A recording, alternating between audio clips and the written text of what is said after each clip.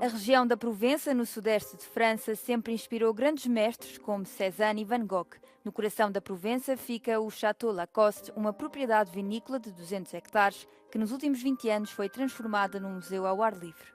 Desde o início de março que o Château Lacoste acolhe The Light That Shines, aquela que é a maior exposição do artista e colecionador britânico Damien Hirst. C'est la première fois qu'un artiste va occuper tous les lieux d'exposition, donc 5.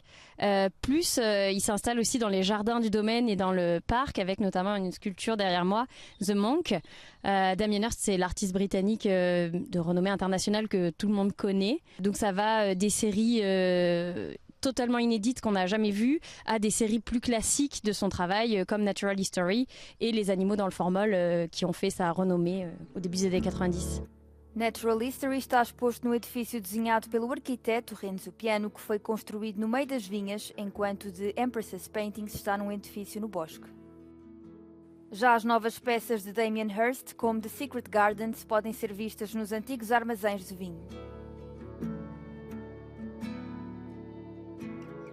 L'architecture, c'est un média, je ne sais pas si on peut appeler ça un média, un art très important au domaine. La première œuvre d'art qui a été installée, c'est les Chais de Jean Nouvel, donc l'architecte français. Et ensuite sont venus s'ajouter Tadao qui est derrière moi, Franck Gehry, Renzo Piano, Richard Rogers, Oscar Niemeyer. Ils ont tous fait des lieux un peu différents. Souvent, c'est des pavillons qui sont assez humbles en fait, qui permettent d'accueillir d'autres expositions et donc d'autres artistes. A exposição The Light That Shines, em português A Luz que Brilha, de Damien Hirst, pode ser vista no Château Lacoste até ao dia 23 de junho de 2024.